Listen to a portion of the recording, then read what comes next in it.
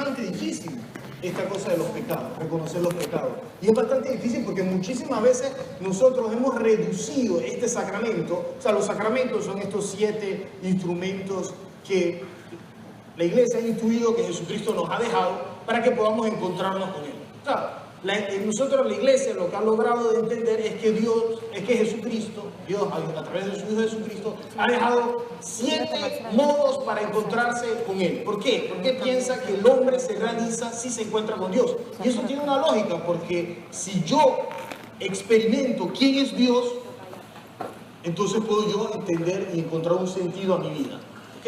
O sea, si yo en mi vida experimento realmente que Dios existe, eso podría darle un sentido a mi existencia. O sea, si yo experimento la presencia de Dios, quiere decir que yo experimento la eternidad. Si yo experimento la eternidad, entonces esta vida puede tener sentido, aún en los sufrimientos. ¿Por qué? Porque los sufrimientos son todos ya cobran un sentido en vista de la eternidad. Si en cambio nosotros nos morimos y con la muerte se acaba nuestra vida, es simplemente absurda nuestra existencia, sobre todo el sufrimiento. ¿Por qué tengo que sufrir si todo se va a acabar? Entonces Jesucristo nos dejó estos 7 vías. ¿Cuáles son estas 7 vías? Los 7 sacramentos, y el matrimonio, y el sacramento del orden, y el bautizo, y el sacramento de la reconciliación, del cual voy a tratar de hablarles hoy, y el sacramento de la Eucaristía, el sacramento de la unción de los enfermos, todos estos sacramentos. Pero nosotros, en verdad, tenemos una dificultad grandísima a reconocer estos, a entender estos sacramentos. Pero el problema es que no es una cosa importante de nuestra fe. No, es una cosa fundamental. O sea, nuestra fe está fundada sobre la vida de los sacramentos. O sea, si tú no entiendes qué cosa es tu bautizo, si tú no entiendes qué cosa es el sacramento de la reconciliación, si tú no entiendes qué cosa es el sacramento de la Eucaristía, en el fondo estás viviendo una religiosidad. No estás viviendo un encuentro. Y nuestra fe es un encuentro personal. Entonces esto es muy importante. ¿Por qué? Porque muchas veces, por ejemplo, en el catecismo, en la iglesia, nosotros recibimos mucha formación sobre la vida de Jesús y los milagros de Jesús, y Jesús que caminaba sobre las aguas, y Jesús que hizo esto y que hizo lo otro, y qué bonito, qué lindo Jesús. Pero quizás también sobre Moisés, y se abrieron las aguas, y también sobre el Éxodo y todo, y de Abraham, y de todo escuchamos. Pero en verdad, lo fundamental de nuestra vida de fe son los sacramentos, y muchas veces de los sacramentos no sabemos ni qué cosa es. Es más, la confesión, el sacramento de la reconciliación, tiene un riesgo muy grande, que muchas veces nosotros lo vivimos como algo para lavar los pecados. O sea, yo voy y me lavo los pecados. O sea, yo tengo la lista negra, llego donde el cura y digo, bueno, hice esta vaina,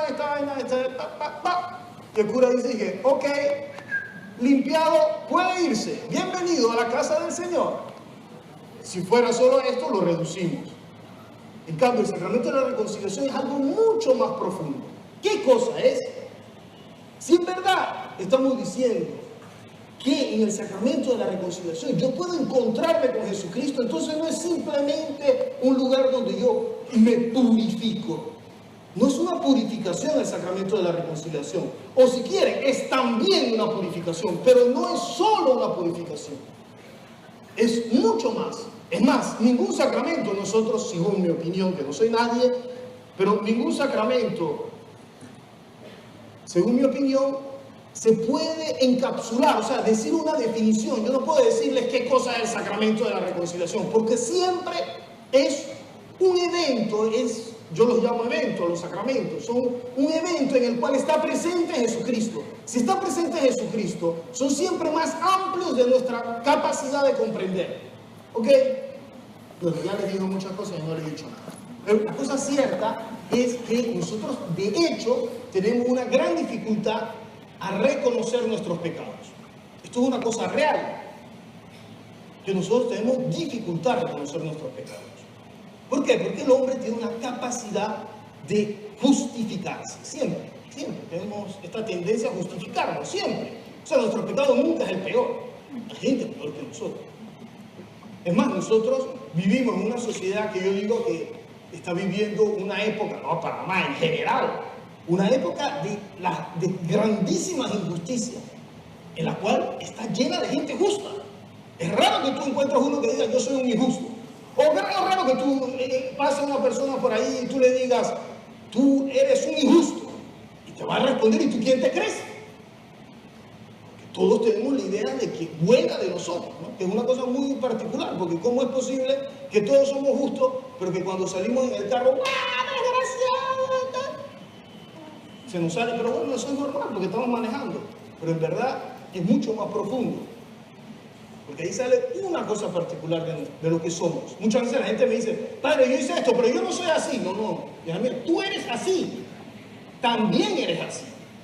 Nosotros somos también así. Y muchas veces, bueno, pero la cosa real es que nuestra dificultad en reconocer los pecados y sobre todo la dificultad que tenemos en decir los pecados a otra persona, no es una cosa tan simple, no es debida a nosotros somos parte de una cultura. Y esta cultura en la que nosotros vivimos, la sociedad que nosotros vivimos, nosotros ya vivimos un post-cristianismo. Ya el cristianismo es algo del pasado, como cultura, culturalmente. Y nosotros en esta época que nosotros vivimos del post-cristianismo, vivimos un nuevo paganismo.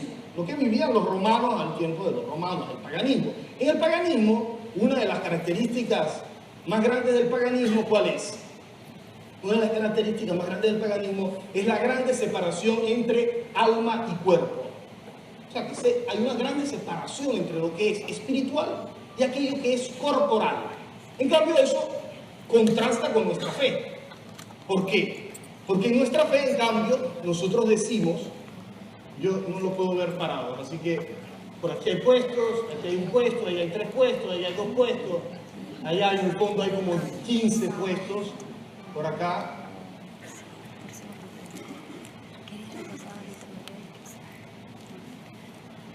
Aquí a la derecha hay varios puestos, lo he visto. Y aquí también, levanten las manos. Todos vengan ya. Acá en la Félix, pero me pasó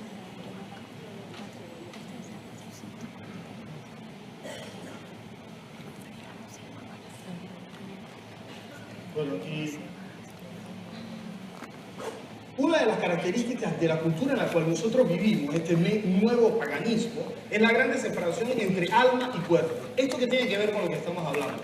Que nosotros vivimos una cultura, por ejemplo, que dice grandes mentiras sobre lo que nosotros, en cambio, no decimos que no hay separación entre alma y cuerpo. Nosotros, por ejemplo, decimos que la persona, o sea, tú y yo, somos un espíritu encarnado. O sea, nosotros decimos que los cristianos, o sea, nuestra concepción de la persona es que el hombre es un espíritu encarnado. O sea, ¿qué decimos? Que tú eres una sola cosa. O sea, cuando yo te doy una bofeteada, ¡pam!, no le he dado a tu cuerpo, te le he dado a ti.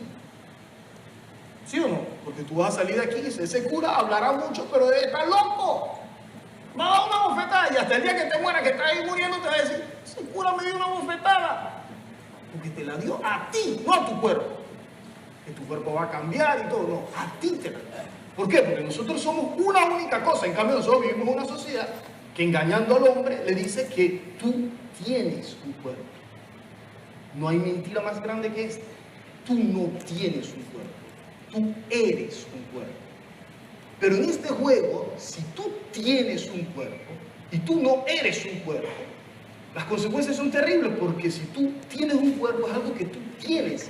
En más, otra característica de la sociedad en que vivimos es que todo cambia, todo lo que tienes puede cambiar con gran facilidad. ¿Y cuánto te dura un celular? Nada.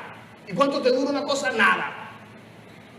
¿Por qué? Porque todo tiene que cambiar, y la ropa tiene que cambiar, y todo tiene que cambiar. Entonces lo que vale hoy en día no es la durabilidad de las cosas, cuánto dura una cosa. Lo que vale es la apariencia, lo que te ¡pum!, el impacto visible. ¡Pum! Eso compras. Compras, ¡pum!, estilo, moda, tan. Dura un mes, no importa. Lo que te están vendiendo es una imagen.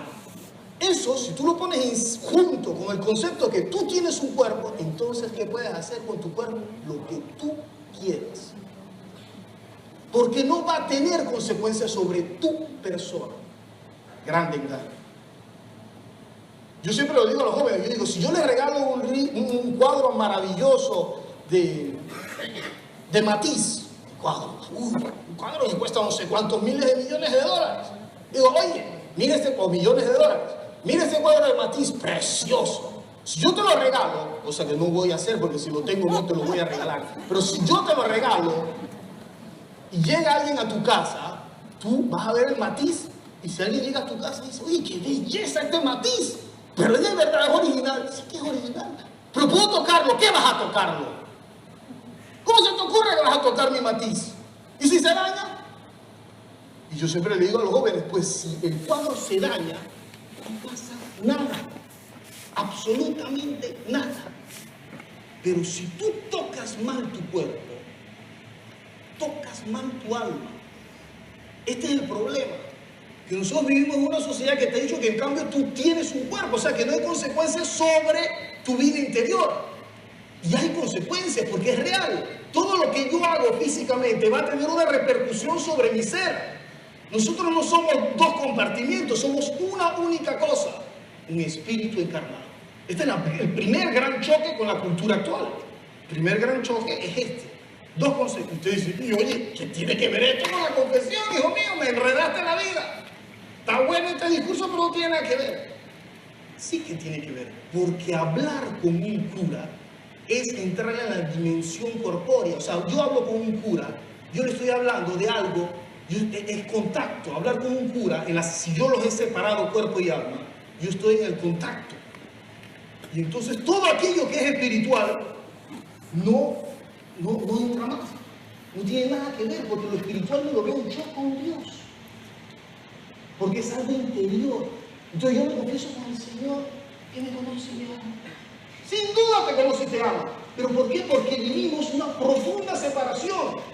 Y entonces ya tenemos mucha más dificultad a entender aquello que es espiritual de aquello que es corporal. ¿Entendieron? Esta cosa es un poco compleja, pero es una base fundamental, ¿no? Venga por acá. Hay una mano que se alza, una que se baja, tranquilo. Acá hay lugar. Entonces, esto es muy importante. ¿Por qué? Porque nosotros tenemos una gran dificultad en qué cosa? En reconocer todo aquello que es espiritual de los sacramentos. También el sacramento de la reconciliación es difícil. ¿Por qué? Porque cuando yo voy a decir mis pecados, voy a decir algo muy interior mío, muy íntimo mío. Y entonces eso me cuesta muchísimo. ¿Por qué? Porque me cuesta muchísimo exteriorizarlo. Me cuesta muchísimo decirlo.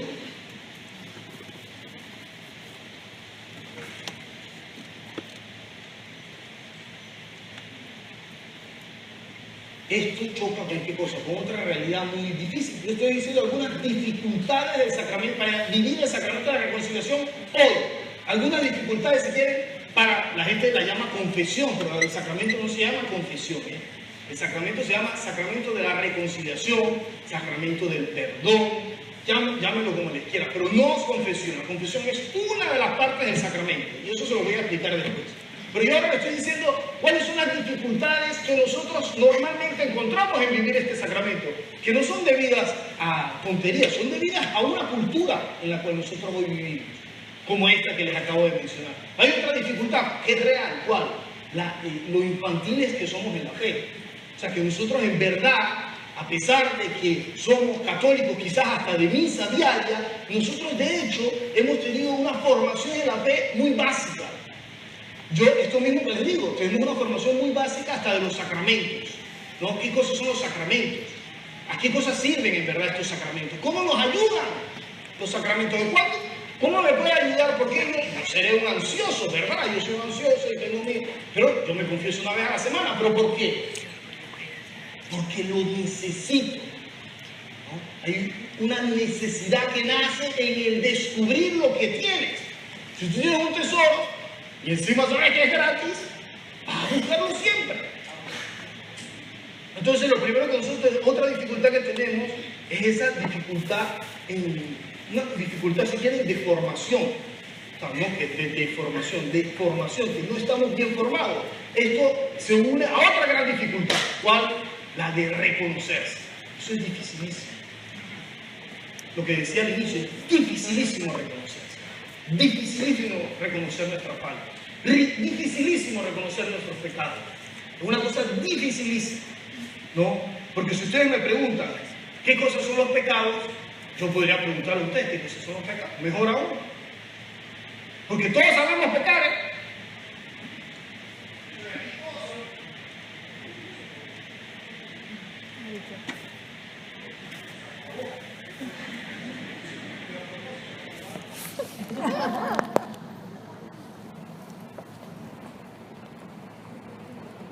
¿Qué cosas, por ejemplo, si yo le preguntara qué cosas son los pecados? Es muy importante que nosotros sepamos qué cosas son los pecados. El concepto de pecado, no me digan los pecados particulares, que después eso más o menos lo entendemos. ¿Qué cosa es la palabra pecar? ¿Qué cosa significa pecar? Esto es muy importante, ¿no?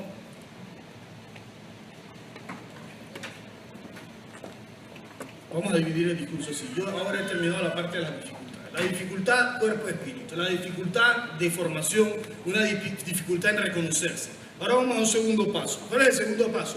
Tratar de reconocer, en cambio, de comenzar a hacer un discurso para poder hablarles del sacramento de la reconciliación. Hablemos de las bases. ¿Cuál es la primera base? La primera base, ¿cuál es? ¿Cuál es la cosa más importante de los sacramentos? Que son eventos en la historia. Eso es una cosa que nosotros no logramos entender. Que muchas veces tú vienes a misa quizás, ¿no? O te vas a confesar y piensas que tú has ido a misa o te has ido a confesar porque tú has querido. Pero nosotros en la fe no decimos eso. Nosotros en la fe decimos que si tú estás en la celebración de la Santa Misa es porque el Señor te lo está permitiendo. Ya es tú cuando entras a la misa, ya es misericordia de Dios. Tú cuando recibes el sacramento de la reconciliación, es ya misericordia de Dios. Una vez un hombre, yo era capellán en una clínica y un hombre me decía, no es justo que tú me des. Yo digo, ¿te quieres confesar? Dice, padre, no es justo. ¿Cómo no es justo? ¿Por qué? Porque yo nunca he ido a la iglesia. Nunca me he importado con nada. Siempre hablo mal de los curas. Y ahora que me estoy muriendo, va a venir un cura a confesarme y yo voy a aprovechar y me voy a confesar. Y yo le dije, ¿tú sabes, quieres que yo te diga la verdad? Según mi opinión, no es justo. Y el man se me queda viendo y dice, ¿cómo no? Y yo digo, no es justo. Pero esto no sigue nuestros parámetros de justicia. La cosa cierta es que yo estoy delante de ti. La cosa cierta es que el Señor en tu hora de muerte te ha permitido que un cura esté aquí. O sea, no es justo, pero no podemos negar que es real. Es cierto que Dios te lo está regalando. O sea, no depende de nuestra justicia. Depende de ver que al final es un hecho que Dios está permitiendo. Porque dice San Pablo que nuestro querer y nuestro obrar viene de Dios cuando es para el bien. O sea que si también Dios te da el deseo, la posibilidad de escuchar una palabra, de orar en un cierto modo, es una gracia para tu vida, pero es una gracia a través de la cual Dios te está manifestando en la historia que te quiere y que quiere hablarte. Y eso es muy importante porque cuando yo me confieso, no me confieso solo para lavar el pantalón de las cosas que están sucias, no. Yo me confieso porque cuando yo me pongo de rodillas y el cura me da la absolución, cuando yo me levanto yo digo, hoy el Señor me ha dado el perdón. Hoy hay un hecho concreto. Hay un hecho concreto que me lo demuestra. Porque yo podría decir, Dios, perdóname. Yo estoy seguro que Él me perdona. Pero en la lucha de la mente, al final lo que me ayuda son los hechos de la historia. ¿Cuáles son los hechos de la historia? Que ese día yo recibí el perdón. Que hoy yo hago esta cosa aquí. Son hechos concretos de la historia. Y Dios habla a través de la historia. Entonces, esto es una cosa que nosotros tenemos que ver en los sacramentos. Jesucristo podía quedar en medio de nosotros, en medio de todos los hombres, como un espíritu, una ayuda, algo espiritual, sentimental, emocional. Sí, podía quedar, si le daba la gana, quedaba. No, Él quiso quedar a través de actos, palabras, gestos y cosas concretas. Jesucristo se encarnó. Esta es la cosa impresionante de nuestra fe. Nuestra fe no es una espiritualización. Nuestra fe es una espiritualización encarnada. O sea, un Cristo que se hace concreto y que se quiere manifestar concretamente a través de hechos y palabras en nuestra vida, en nuestra historia. Porque yo necesito tocar, porque todos somos como Santo Tomás. Si yo no toco, yo no creo. Y yo necesito tocar. Yo necesito encontrarme, necesito tocar, ver, necesito escuchar, necesito ver si es verdad. Y yo necesito tocar a Cristo todos los días de mi vida, si no, no creo. Santo Tomás le dice, si yo no toco, no creo. ¿Y Cristo qué se hace tocar? Se hace tocar las llagas de la misericordia, las llagas de su dolor, de su pasión. ¿Pero por qué? ¿Por qué se hace tocar las llagas de la pasión? Para que puedas tocar su amor. Si tú tocas el amor de Cristo, eso es lo que nos cambia la vida. Tocar el amor de Cristo, tocar su ternura, tocar su compañía en nuestras soledades más profundas. Estos son los sacramentos, instrumentos que Dios ha dejado en medio de nosotros para que toquemos su amor, para que podamos verlo, para que podamos apreciar su cercanía. Cuando Cristo viene a mi Eucaristía, es Él que está viniendo a visitarme en mis pecados. Entonces te maravillas. Porque no nos creemos que Dios nos ama así tan pecadores. Queremos siempre cambiar la cosa y ser buenos y ser justos.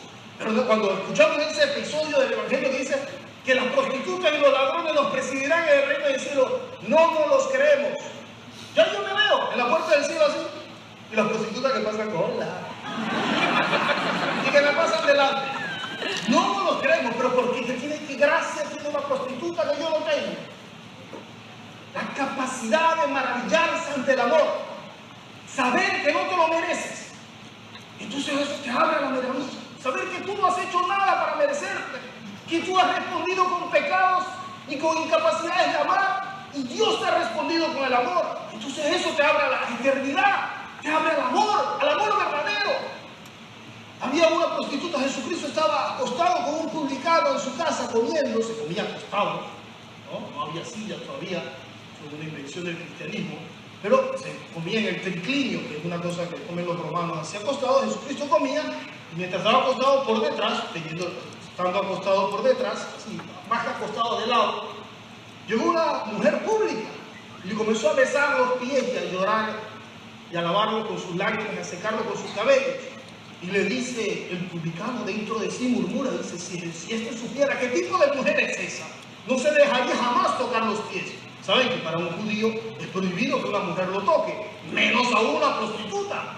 Y que le toque los pies son siempre, la escritura, pero no solo en la escritura, en nuestra vida, es algo muy sensual, ligado a la sensualidad y a la sexualidad. Así que Jesucristo se deje tocar los pies por una prostituta es un acto casi sexual. Y el fariseo, escandalizado, dice, ¿cómo es posible que este hombre se deja tocar los pies? Y él, Jesús, no es que le dice, oye, idiota, no has entendido nada, no. Le dice, tengo que contarte una cosa. Miren la ternura de Dios. Porque hubiera sido yo, le hubiera dicho, ya sé lo que estás pensando, eres un idiota. No. Jesucristo le dice, tengo que contarte algo. Un hombre debía 50 monedas, no me acuerdo bien los términos, 50, el otro 500, y los dos fueron perdonados. ¿Quién estará más agradecido? Claro, el que le fue perdonado la deuda mayor. Muy bien, ha respondido bien. Esta mujer se le ha sido perdonada la deuda mayor, por eso está agradecida, por eso la Magdalena lo acompaña hasta la cruz.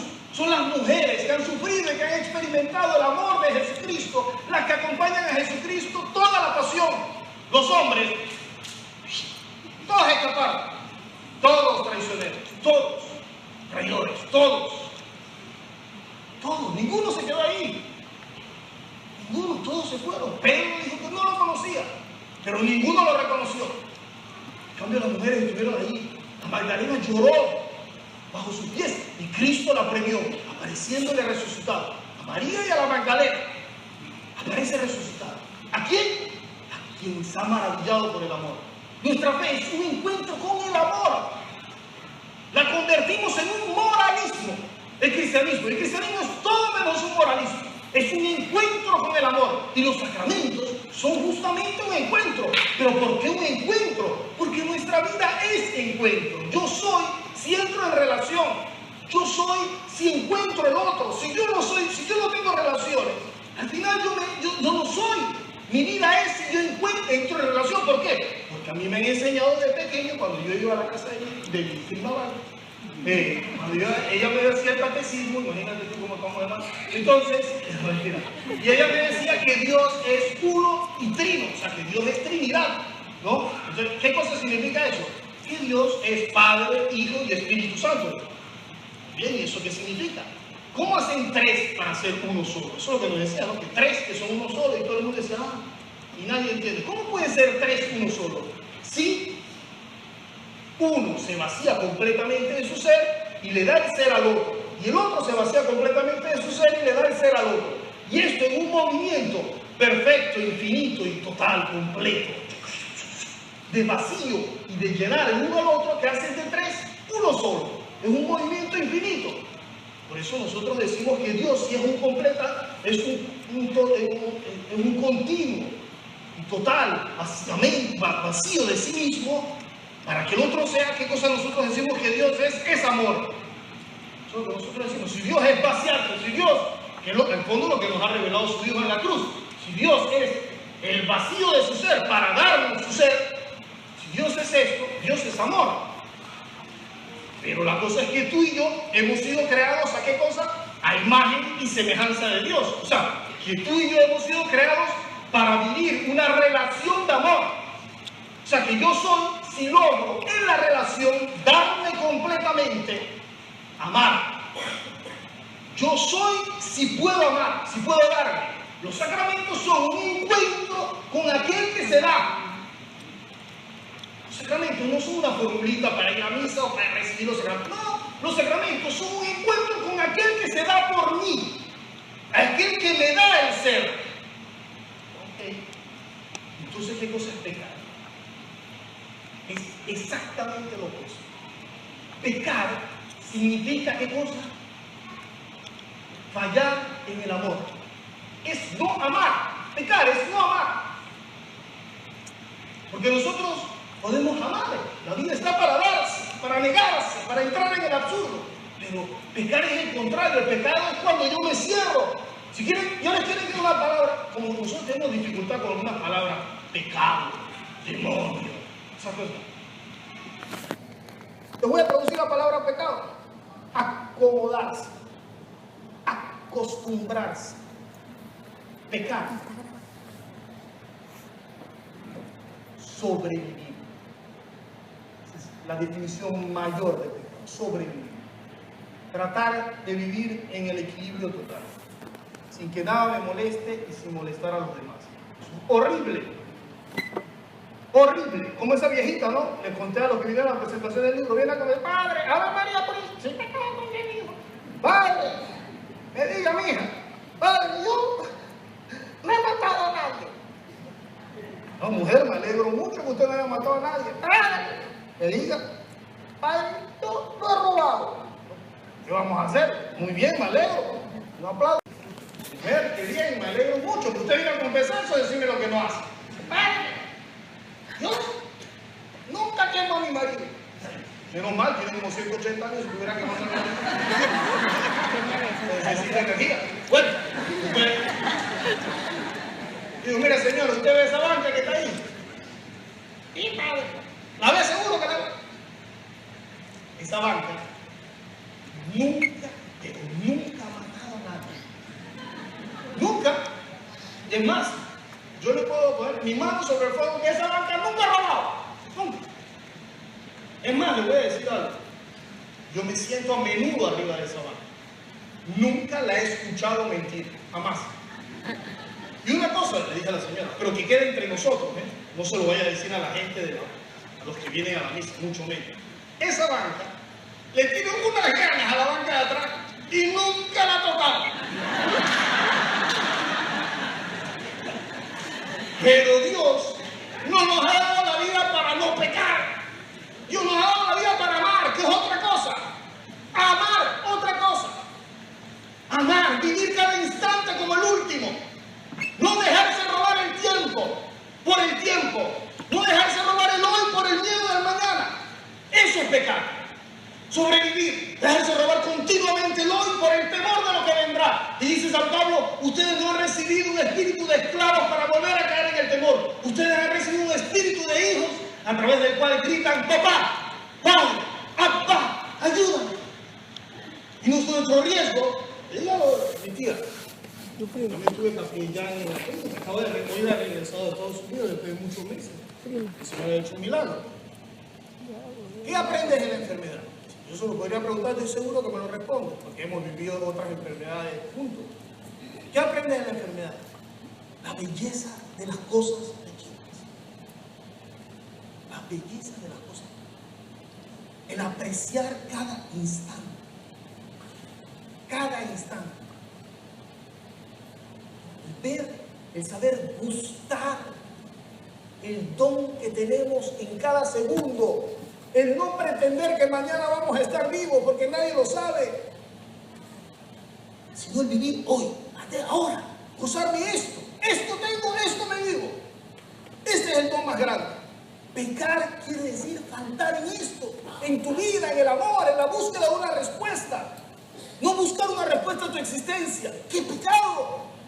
Porque mañana igual te la preguntas. ¿Y qué? ¿Y si no tienes respuestas? Porque nosotros en la vida vamos recogiendo.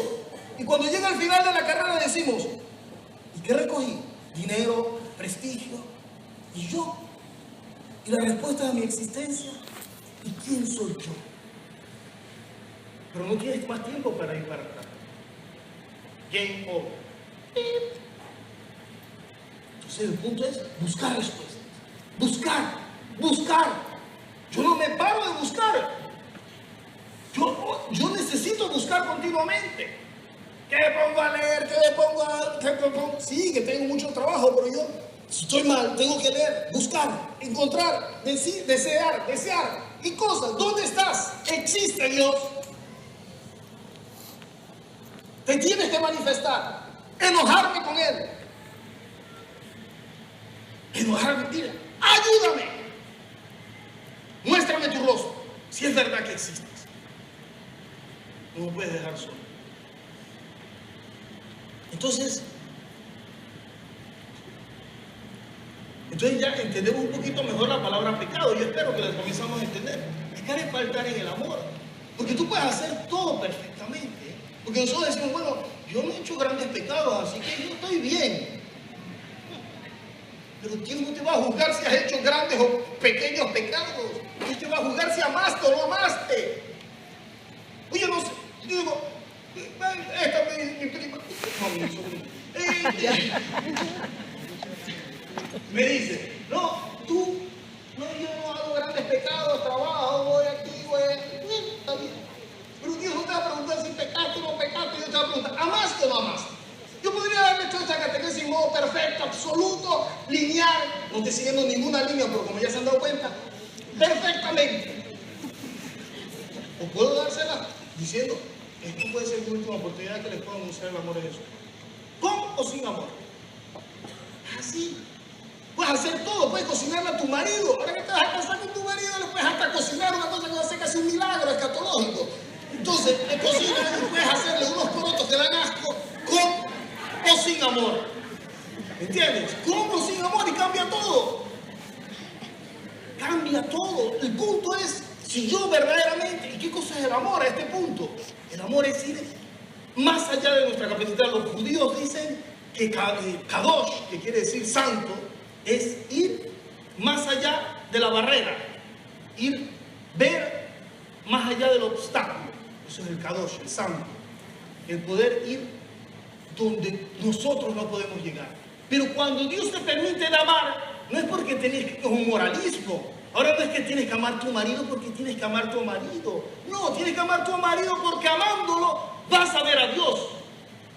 Porque tú tienes un límite en el amor. Todos tenemos un límite en el amor. ¿Por qué? Porque tenemos miedo de sufrir. Porque tú y yo tenemos un límite que es el temor de morir en las relaciones. ¿Por qué en las enfermedades uno logra amar libremente? ¿Por qué logra ser con tu mamá lo más tierna que quizás ya no eres? ¿Por qué? Porque la muerte es ya inminente. Pero cuando no es inminente, el temor de sufrir, el temor que el otro te diga una frase que no tienes, que no vas a aguantar, el temor te impide entonces de amar. Entonces nosotros en las relaciones, en el matrimonio, ¿qué puede pasar? Que el uno te hiere y tú te construyes un murito así. Y después te ponen los cuernos y te pones los muritos. Y después te dice una cosa que no te tenía que decirte. Y al final sobrevives con el otro. Cada uno caminando por su vida. Pero Dios no te da la vida para que sobrevivas. Porque el problema es que después te hirió tu marido, te hirió tu amiga, te hirió tu hijo, te hirió. Al final te quedas solo. Solo. Y tú que habías sido creado para estar en relación, para amar, quedas condenado a vivir para ti mismo. No hay condena más grande que esta.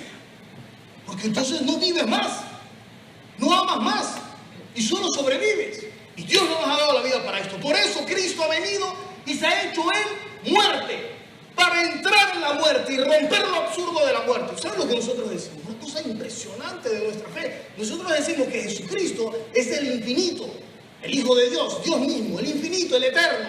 Y el eterno entró en la muerte. La muerte era un vaso, era un recipiente, porque era limitado. La muerte es el límite. La vida tiene un límite, que es la muerte. Y nosotros lo que decimos es que el eterno, el infinito, entró en el límite y rompió los límites. ¿Para qué? Para darle al hombre la posibilidad de vivir sin temor del límite. O sea, sin temor de la muerte, sin temor del sufrimiento. Si yo verdaderamente experimento la eternidad de Dios, entonces yo puedo amar completamente. Si yo experimento que Dios verdaderamente ha destruido la muerte, entonces yo puedo darte mi vida, sabiendo que me puedes herir y te amo igual. Entonces yo puedo ser cura. ¿Sabes qué cosa es este vestido? Que yo he renunciado al mundo. Y que no es que he renunciado. Pero bueno, vamos a ver. Más o menos. Lucho para tratar de vivir cristianamente. ¿Por qué? ¿Pero por qué vestimos en negro? Porque hemos renunciado en teoría al mundo. Porque dentro hemos experimentado la potencia de la resurrección, el blanco. Yo, el blanco, de haber experimentado que Cristo ha visto sobre la muerte, me permite morir en la vida a todos mis deseos. Para poder amar. O sea, que no es una castración que yo vivo, es una donación total de amor. Entonces eso, vivir totalmente amando, ¿eso es posible? Tú me dirás, San Agustín, ¿qué dice? Que el cristianismo, dice San Agustín, oye San Agustín, mi amigo San Agustín, dice, el cristianismo, dice, no es difícil, es imposible. Frase de San Agustín, es imposible, así que no se enrede la vida. Es imposible, pero es en el imposible donde puedes ver el posible de Dios. O sea, donde tú experimentas que no puedes, allí puedes experimentar algo que no depende de ti, que es el poder del Señor. O sea, puedes experimentar su ser. Por eso los sacramentos son importantísimos, porque todos los sacramentos consisten en ¿qué cosa? En reconocer mi no ser, para experimentar el ser de Dios, reconocer mis pecados, mi falta de amor, para poder ver su amor. ¿Cómo comienza la misa?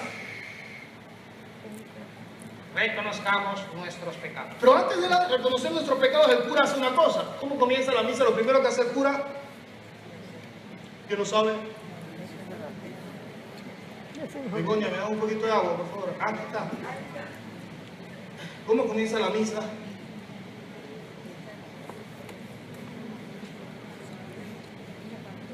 Bueno,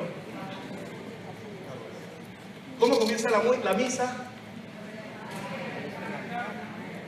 Buenas tardes, ¡oh, diablo! Bueno, mediodía. La misa comienza con un gesto que hace el cura. ¿Cuál es? El besar el altar.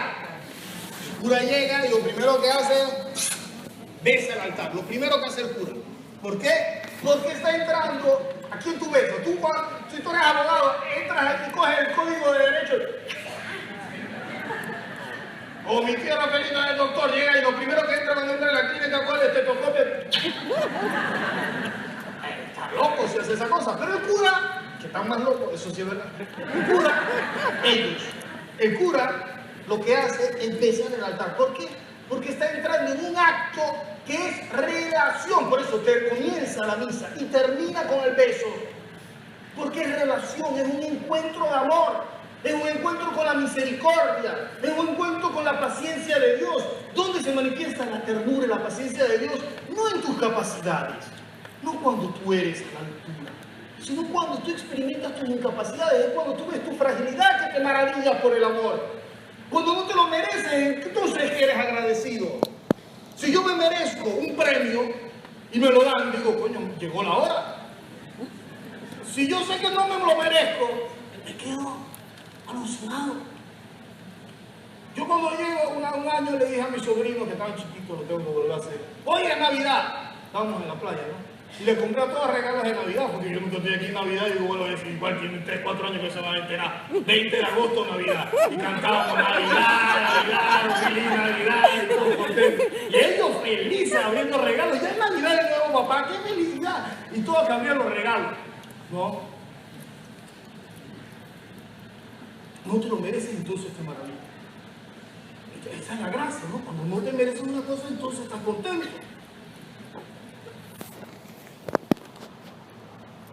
Entonces, si son, he dicho hasta ahora, que los sacramentos son un encuentro sí con la misericordia, pero siempre en el Evangelio ustedes van a encontrar más de una persona que habla de este encuentro con la misericordia. Más de una persona lo van a encontrar. Uno de los pasos que para mí, que son uno de mis favoritos, es ese de Juan 3, que habla de la samaritana. La samaritana es una mujer de Samaria. Samaria es el centro de la tierra de Jesús. Que los samaritanos no se llevaban bien con los judíos. Los judíos son los de la Judea, son los hebreos de la Judea. Entonces, los samaritanos no tenían buenas relaciones con los judíos. Jesús era judío, era de esa región, digamos. Y esta mujer, Jesús estaba un día, está en el pozo de Sicar, en un pozo donde Jacob había recogido, que había hecho, donde se recogía el agua, pero ustedes saben que los pozos, ¿qué cosas son? Para nosotros son el lugar donde se busca el agua, pero en la antigüedad el pozo es siempre un lugar de encuentro, ¿no? ¿Por qué? Porque las chicas, las jóvenes de la familia, las muchachas, las doncellas, a la mañana temprano, a las primeras horas del alba, a las 5 de la mañana, antes que fuera el sol fuerte, las doncellas iban a buscar agua para su familia. O sea, los papás les decían, oye, chiquillas, vayan a buscar agua. Y salían todas las niñas, las jovencitas, iban a buscar el agua y llegaban al pozo a buscar agua. Y los jóvenes, como y al sino, y cuando yo iba con Yanni a la misa, nos poníamos en la última fila para ver cómo crecían las niñas. La misma cosa. Entonces, ¿qué pasó? Que el pozo siempre en la escritura tiene un significado de que esponsal, un lugar de encuentro entre enamorados, un lugar donde se encuentra el amor. ¿Por qué? Porque los jóvenes iban al pozo y encontraban las chicas en el pozo. Pero el pozo también es donde surge el agua, por eso es también donde surge la vida de la mujer, es el útero, tiene muchísimos significados. Bien, Jesucristo espera a esta mujer en el pozo. Es maravillosa esta imagen, porque Él está cansado, dice San Agustín comentando este texto, que Él está cansado porque tiene sobre sí todos nuestros cansancios. Y la espera a esta mujer, que no va a una hora cualquiera, esta mujer va a mediodía a buscar agua. Qué cosa más absurda que ir a mediodía a buscar agua, con el sol que pega al mediodía. Pero hace presumir que esta mujer era una prostituta, también ella, ¿no? Que no podía tener contacto con ningún hombre. Por eso después ella comienza a hablar con Jesús y le dice, Jesús, dame de beber. Y lo que comienza a hacer Jesús, fuertísimo. Nosotros estamos, si yo les leo el texto, nosotros estamos acostumbrados y quizás escuchamos las primeras 3 líneas y después nos perdemos. Pero es impresionante porque esta lectura es una lectura de seducción muy fuerte, muy fuerte. Jesucristo está acostado. Imagínense que yo estoy acostado aquí. Me acuesto así y llega una prostituta y le digo, dame de beber. Y esta viene y me pone el agua en la boca así. Si tú pasas por ahí, le dices, ¡míralo! Yo sabía. ¿Por qué? Pero es fuertísima como imagen. Solo que nosotros estamos, es tan fuerte que después los discípulos llegaron y no le preguntan nada. Se quedaron todos horrorizados que estuviera hablando solo con una mujer en el pozo. No le preguntan nada. Y ella toma sus cosas y se va. Si ustedes van a ver ese texto, lo dice también San Agustín, es lindísimo porque es una historia de seducción en la cual Jesucristo le dice, dame de beber. Y ella le dice, ¿por qué quieres? Y dice, pero si no hay ni siquiera buenas relaciones entre nosotros. Y Jesús le dice, es que yo te voy a dar un agua que te va a saciar. Y ella dice, pero si no tienes ni para recoger el agua, ¿cómo me vas a dar un agua que me puede saciar? Y a un cierto punto Jesús en su amor le dice, llama a tu marido. Y ella le cambia la vida. Porque Jesucristo llega a un punto de nuestra vida que nos busca y nos busca y nos busca hasta que nos lleva a la verdad. Cuando le dice, busca a tu marido, ella dice, yo no tengo marido. Has dicho bien, mujer.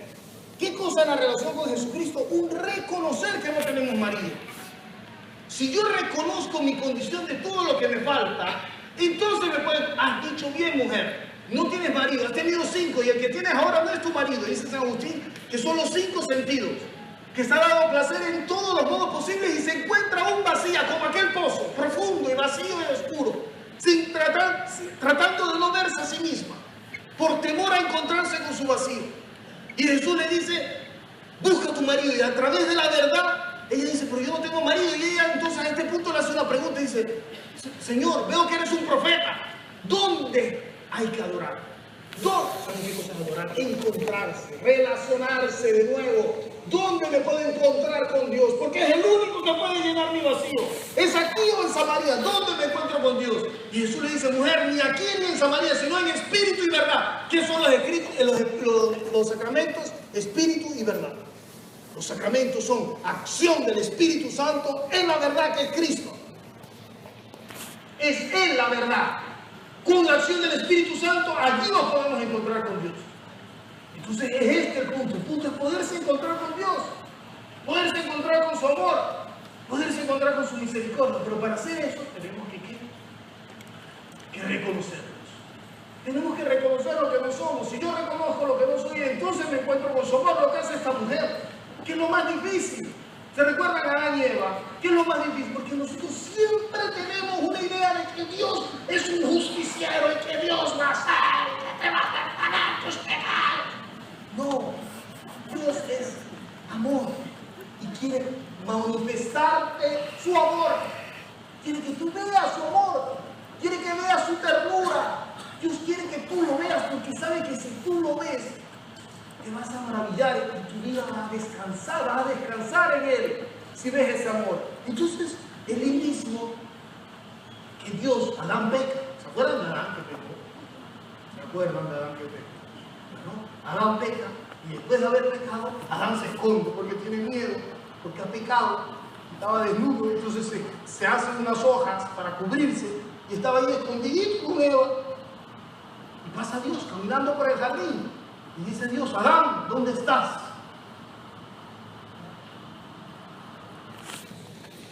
Mira, es que pequé. Tengo miedo, me he escondido porque tengo miedo. ¿Quién te ha hecho saber que estás desnudo? ¿Has quizá comido del árbol que te prohibí comer? Le hace 3 preguntas, que son 3 preguntas de misericordia. Adán, ¿dónde estás? ¿Quién te ha hecho saber que estabas desnudo? ¿Has quizá comido del árbol que te dije que no comieras? Son las 3 preguntas de misericordia. La respuesta era el pecado. La cagué. La respuesta era esa. En cambio, ¿qué hace Adán? Adán dice, ¿cuál fue la respuesta de Adán? Dice la respuesta. La mujer que tú me diste. Eso me recuerda algo.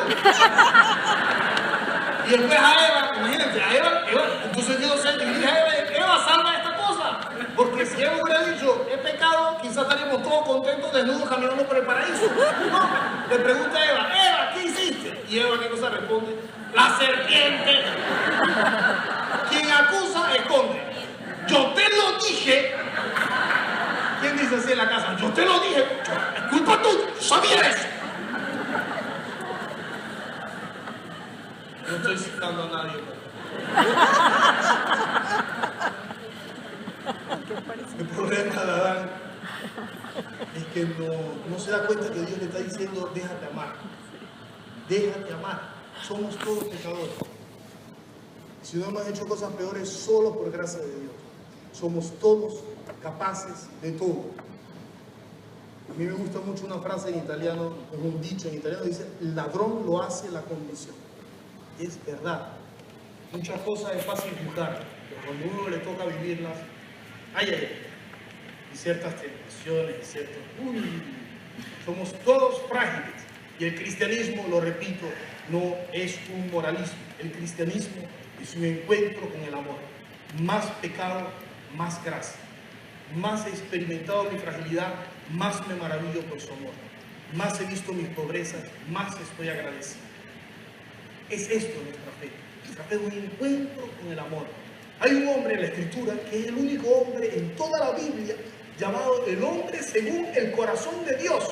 Imagínense ustedes, el único en la escritura, un hombre que viene llamado el hombre según el corazón de Dios. ¿Quién es este hombre? Uy, Moisés, pobre Moisés. El rey David. El rey David, ¿no? El rey David es el único hombre llamado el hombre según el corazón de Dios. ¿Por qué? Porque Moisés, ven, enredado. Porque el rey David, a un cierto punto, estaba en la batalla, sus hermanos con todos, y había este filisteo prepotente que se llamaba Goliat, que amenazaba a todo el pueblo, todo el ejército de Israel.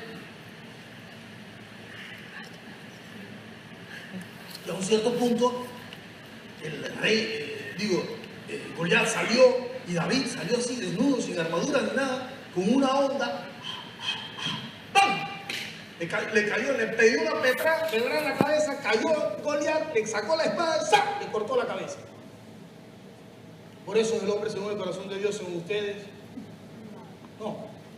¿Por qué es el hombre según el corazón de Dios? Porque después el rey Saúl le prometió como esposa a su hija, pero le dijo que tenía que matar 100 filisteos y traer los prepucios de los 100 filisteos. Y David mató a los 100 filisteos y se tomó el trabajo de sacar prepucio por prepucio. O sea, llevó una bolsita y cuenta los prepucios, un prepucio, dos prepucios, tres prepucios. Por eso el hombre según el corazón de Dios. No, no es por eso ese hombre según el corazón de Dios. ¿Por qué ustedes saben a matar? ¿Por qué es el hombre según el corazón de Dios? ¿Por qué es el hombre según el corazón de Dios? Porque David, en un cierto punto, ustedes tienen que saber, porque para Israel, una ley de Israel, de los judíos, es que mientras el ejército está combatiendo, nadie puede tener relaciones sexuales en la ciudad. O sea, los hombres que no han ido al combate no pueden tener relaciones sexuales con las mujeres. ¿Por qué? Porque es vivir un poco la lucha del ejército, es participar de la lucha del ejército. Así que hay una compenetración, o sea, se vive este sacrificio. Así que es prohibido tener relaciones sexuales mientras el ejército del rey David está combatiendo. Y el rey David ya era un ejército bastante grande, no había necesidad de que fuera, se quedó en su palacio. Y mientras él estaba en su palacio, caminando en las terrazas de su palacio, teniendo un harén de 1000 mujeres, nada más, está caminando así y ve a Betsabé, que se bañaba y que tenía que estar como Dios manda. Porque tenía un harén de 1000 mujeres, se enamoró de la otra. Dice, ¿quién es esta mujer? Que la traigan a palacio. Es la mujer de Urías. Tráiganla a palacio. Trajeron a palacio, se acostó con Betsabé, la dejó en sí. ¿Y cómo se saca el lío este? ¿Qué hace? ¿Cómo salgo de este lío ahora? De dejar a esta mujer en cita. ¿Sabes qué? Voy a echarle el chiquillo al marido. Entonces llama al marido que estaba en el ejército. Quiero saber noticias sobre cómo va la guerra, la batalla. Entonces el Urías, que era muy bueno, un hombre justo, viene y dice, bueno, va todo bien y tal. Y dice, oye, Urías, yo soy el rey, vete a tu casa esta noche tranquilo. Pero él era un hombre justo, como sabía que era prohibido tener relaciones para no entrar ni siquiera en tentación, se queda a dormir afuera de la puerta de la casa. Y el rey David no sabía qué hacer. Entonces el rey David, ¿qué dice? ¿Sabes qué? Al día siguiente lo invita a cenar al palacio, a Urías, y lo emborracha. Bueno, ahora borracho no va a poder aguantar. Lo manda borracho para la casa y este hombre se queda a dormir afuera de la puerta de la casa. ¿Qué hace el rey David? Escribe una carta en la que dice, esta carta la lleva Urías, dejen el hitita, déjenlo en el punto más peligroso del combate, abandónenlo y que lo maten. Cierra la carta, sello del rey, le da la carta a Urías. Urías, sin saber que se llevaba la carta de su muerte, se fue contento a dejarla y lo mataron a Urías. Este es el hombre según el corazón de Dios. ¡Wow! Pues lo es. Para que vean que nosotros no hemos entendido nada. ¿Qué hizo? ¿Qué lo hace el hombre según el corazón de Dios? En un cierto punto, después de esto, arriba llega Natán, el profeta Natán, a visitar al rey David. Le dice, David, tengo que decirte algo. Y dice, ¿qué cosa? Hubo un episodio así. Un hombre muy rico, que tenía 100 ovejas, llegaron huéspedes a su casa, de este hombre rico. ¿Saben lo que hizo este hombre rico? ¿Qué hizo? ¿Qué hizo Natán? Dice, este hombre cogió la única oveja de su vecino, que era un hombre pobre, que tenía una sola oveja, la cogió, la mató y la ofreció de comer a sus invitados. Y el rey David se encolerizó y dijo, ese hombre es un desgraciado, ese hombre tiene que morir. Y el profeta Natán le dice, ese hombre eres tú. Y David, ¿sabe qué responde? En el instante, el pecado es el único que no se defiende, el único que reconoce su pecado, el único que sabe que no sabe amar. Israel significa fuerte con Dios, porque has reconocido tu debilidad. Nuestra fuerza está en el reconocer nuestra debilidad. Nuestra fuerza está en reconocer nuestras faltas. Es allí donde se manifiesta Dios. No donde tú eres capaz, sino donde no logras ser capaz. Allí tocas a Dios. Y Dios quiere esto, que tú lo veas. Porque es esto lo que puede dar un sentido a tu vida. ¿Qué puede dar un sentido a tu existencia? Si tocas su amor. Y Dios quiere que tú lo toques en el matrimonio, en la vida, en el ser cura. Tengo que tocar su amor. ¿Dónde toco su amor? También a través de los pecados. También a través de las fragilidades. También a través de las incapacidades. Dentro del matrimonio, de fuera del matrimonio. Ahí es donde Dios se quiere manifestar. Porque Dios tiene un amor lleno de ternura. Busca siempre al hombre. Pero si ha dejado que muriera su único hijo por ti, ¿cómo no va a hacer de todo para salvarte el alma? Va a hacer de todo para salvarnos. ¿Por qué? Porque quiere que tú puedas gozar de su presencia. Porque lo que llena nuestra existencia es la experiencia de su amor. Lo que llena nuestra existencia es su ternura, su compañía. Por eso el libro que he escrito se llama Me dejé seducir. La gente me dice, uy, ¿qué escribiste? Me dejé seducir. Me gusta comentar. No, es eso, es la historia de seducción de Dios. Que Dios nos seduce, nos viene a buscar, nos gira alrededor, no sabe qué inventarse para que lo conozcas. El sacramento de la reconciliación. Todo lo que les he dicho no lo hablo todavía del sacramento de la reconciliación. Pero no se preocupen, yo dije que era de 7 a 8 va a ser así. Ya son las 8 y 5. Bueno. Conversión. Yo muchas veces vamos a confesar. La conversión, convertirse, ¿qué significa? Convertirse quiere decir que yo estoy caminando así y hago 180 grados. Giro de 180 grados. Dejo de verme a mí para ver a Dios, para ver a Él. Dejar de verse para aprender a ver a otro. ¿Está? El publicano y el fariseo rezando en un templo, en el tiempo de Jesús. Y el fariseo rezaba diciendo, Señor, te doy gracias que yo soy un hombre justo, que me has dado y que yo ayudo muchísimo y que hago muchas limosnas y que ayudo a los pobres. Te doy gracias por todo lo que yo hago y que no soy como los demás y tampoco soy como ese publicano que es un ladrón, porque los publicanos eran ladrones que robaban a través del impuesto de Estado, robaban a través de los impuestos. Yo no soy como los otros, te doy gracias que a mí me has ayudado a no ser como los demás.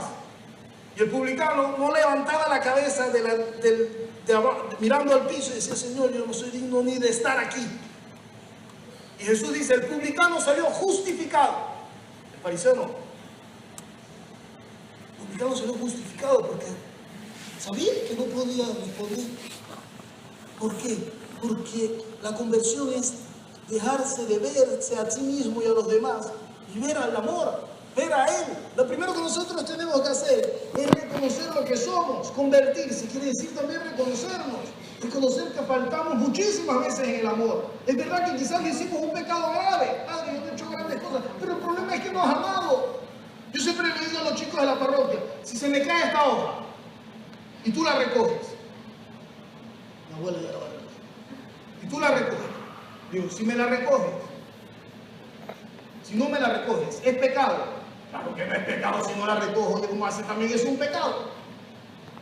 Digo, pero si la recoges, haces un acto de amor. Sí, pero bueno. Pues es sobre el amor que vamos a ser juzgados. Y ya dejémonos de cosas de pecado o no pecado. Es sobre el amor, sobre la misericordia, sobre los actos de caridad, sobre el salir de ti mismo, sobre el iniciar a ver al otro, sobre el mirar al otro en los ojos. sobre vivir el instante como Dios te lo permite, sobre buscar una respuesta a tu existencia, sobre el gozar de cada instante como un don de Dios. El ver que Dios nos ha dado tantas gracias. Ese es el don más grande. El mismo estar aquí hoy, que el Señor nos ayuda a todos, porque yo tampoco ni sabía qué iba a decir. Después de esto, ¿qué pasa? Después de la conversión, que es una actitud del corazón, de ver que nosotros faltamos muchísimas veces en el amor. Ver que eso es el pecado es faltar en el amor. Entonces tú me dices, pero entonces robar no es pecado. Claro, porque tú no te habías llamado a coger, sino a dar. Pero el pecado, lo que nosotros decimos como pecados, como robar, los pecados capitales, son ya la consecuencia de una falta de amor. El pecado ya se pone como la consecuencia final de un acto en el cual falta el amor. Si yo falta el amor en mirar o en salir o ir al encuentro de una persona, claramente quizás caigo en hablar mal de ella.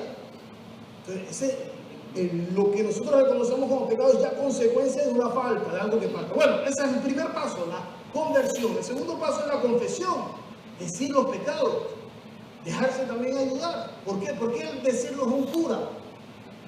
Primero que todo, porque ya en la vida espiritual es muy importante, como la vida espiritual se parece mucho a la vida deportiva, ¿no? Y en la vida deportiva siempre hay necesidad de un coach o de un, ¿cómo se dice? Un director, uno que vea el equipo cómo juega y sabe que falta una a la defensa. O por lo menos yo este año hice gimnástica, ¿cómo se dice? Gimnasio de cosa postural, ¿no? Porque tenía problemas en discos. Entonces me enseñaba a pararme, a ponerme a la rodilla, a caminar. A los 40 años aprendí a caminar. Pero bueno, entonces, me ayudaba muchísimo que después de 2 minutos caminando, el profesor me decía, mira, ¿cómo estás? Ya, o apoyado la cadera, o así. ¿Ves cómo se te va virando todo? Mira tú, no, si no me tuviera alguien que me vea, yo ni me diera cuenta. ¿No? ¿Por qué? Porque nosotros siempre necesitamos en la vida deportiva a alguien que vea desde afuera, un agente externo. Esto es un motivo por el cual nosotros necesitamos un agente externo en la confesión, pero no solo. Eso sí que es lo menos importante. Nosotros lo que queremos es que Jesucristo dijo, lo que tú atarás quedará atado, lo que tú desatarás quedará desatado, lo dice a Pedro. O sea, que Jesucristo le da un poder a Pedro de perdonar los pecados. Quien perdone los pecados serán perdonados. Perdonar el pecado, perdonar, romper con la falta de amor, para darte la posibilidad de amar nuevamente. Entonces, en la confesión, uno confiesa sus faltas de amor. ¿Por qué? Porque es como crear un vacío para ser llenado por el amor. Cuando tú confiesas tus pecados, tú confiesas todo lo que falta en ti de amor, para poder ¿qué? Recibir el amor. Nosotros somos como un vaso, ¿ok? Nosotros somos como un vaso. Cuando nosotros somos como un vaso, pero que tiene que ser contenedor de una vida que es divina. O sea, nuestra vida tiene que ser más que nuestra vida, tiene que tener un brillor de belleza. Entonces nosotros somos un vaso que tenemos que contener, nosotros decimos el Espíritu Santo. O sea, en mí tiene que haber una gracia del Espíritu Santo. Cuando yo peco, es como el vaso, como que el vaso se quiebra. Pero no se quiebra completamente, se raja. Cuando un vaso se raja, el agua que está en el vaso se sale. Entonces, esa agua es el Espíritu Santo. Entonces, ¿qué hace la confesión? La confesión va a arreglar las rajas. Por eso, normalmente el vaso se raja siempre por el mismo lado que está arreglado. Nosotros cometemos los mismos pecados. ¿Por qué? Porque las rajas siempre son las mismas. Aunque estén arregladas, si vuelvo a pecar, normalmente se raja de nuevo por ahí. Si yo le doy un golpe al vaso, se raja donde ya había estado rajado.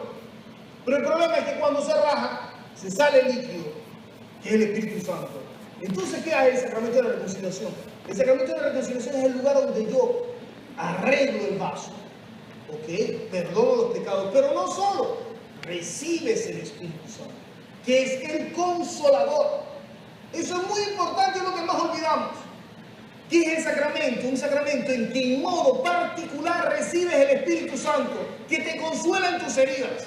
El consolador, el paráclito, en griego se dice paráclito, paracaleo, aquel que viene cerca. Paracaleo es aquel que viene cerca, es el abogado, es el defensor. aquel que nos sugiere, aquel que nos dice por dentro lo que tenemos que hacer, el Paráclito.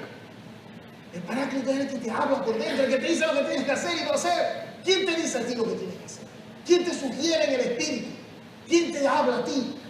Entonces nosotros no solo recibimos el perdón, se arregla el vaso, no. También recibes el Espíritu Santo. Por eso el cura de la absolución dice: Dios Padre de misericordia que reconcilió el mundo a través del Espíritu Santo, a través de su iglesia, ha mandado el Espíritu Santo para el perdón de los pecados. Te concede el perdón y la paz. Entonces el Espíritu, tú no solo recibes el perdón, recibes también el Espíritu Santo. ¿Qué cosa es el Consolador? Nosotros cuando pecamos, cuando faltamos en el amor, cuando necesitamos ser consolados. Por eso yo a los chicos de mi parroquia siempre les digo: chicos, cuando quieran pecar, se vengan a confesar antes de pecar. Siempre. Y llegan ahí: padre, tengo una ganas de pecar, ven para acá. ¿Por qué? Porque es una consolación. Nosotros no pecamos cuando nosotros nos enojamos con nuestra mujer o con nuestro marido, o cuando nosotros nos buscamos placeres en la carne, en lo que sea. Son siempre deseos de consolación o de justificación. Queremos hacernos justicia o queremos ser consolados. Entonces yo digo: busca otra consolación primero. ¿Por qué no busca la consolación en el Espíritu primero? Y experimenta si es verdad que te puede ayudar. Porque si tú experimentas su consolación, entonces eres consolado de un modo diferente. Y eso es lo que nosotros estamos llamados a experimentar. Entonces la absolución tú recibes sí el perdón, pero recibes también el Espíritu Santo. Y lo necesitamos, el Espíritu Santo. La penitencia, ¿qué cosa es? Y con esto termino. La penitencia, en la historia de la iglesia siempre el orden es conversión, confesión, penitencia. Por eso el cura a veces dice la penitencia, y absolución. Porque la penitencia se hacía anteriormente, en la antigüedad se hacía antes de recibir la absolución. Tienes que ir a hacer la penitencia y regresar para el perdón. La penitencia, ¿qué cosa es? Ay, voy a pagar el pecado que hice. Hice tanto, yo voy a pagar. Si no, ¿qué vas a pagar? Si eso no se puede pagar. La absolución, la penitencia es algo, es un instrumento que me ayuda a recibir justamente el Espíritu Santo. Si yo hago una oración, ayuno, o hago limosna, o lo que sea como penitencia, le dije las de la Cuaresma, son instrumentos que Dios nos ha dado para crear un espacio para que el Señor nos hable, para crear un espacio para que el Señor esté con nosotros.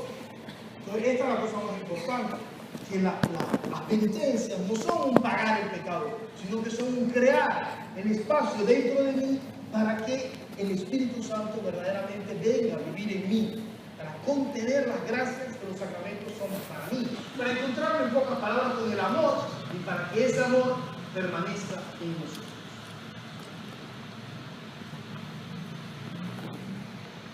Yo con esto termino. En este libro que escribí, el último, se llama Me dejé seducir, es un libro en el cual yo cuento la historia, comienza de un modo un poco fuerte, porque es la historia de un cura que está viviendo una crisis existencial, y este cura va a hablar con un amigo suyo que no cree que es agnóstico. Y entonces en estos diálogos, ellos nacen todo un discurso sobre la fe, después ellos se van a volver a ver, después de unos meses que el cura está un poquito mejor, pero su amigo le han detectado un cáncer, y comienza este cura a ir todas las noches a visitar a este amigo al hospital. Pero son todos diálogos en los cuales él lo va a introducir a la fe y lo va a introducir al sacramento de la reconciliación después. Entonces, después de eso, se pone el libro bueno, pero no lo voy a decir porque si no, no se lo voy a dar. Muchas gracias.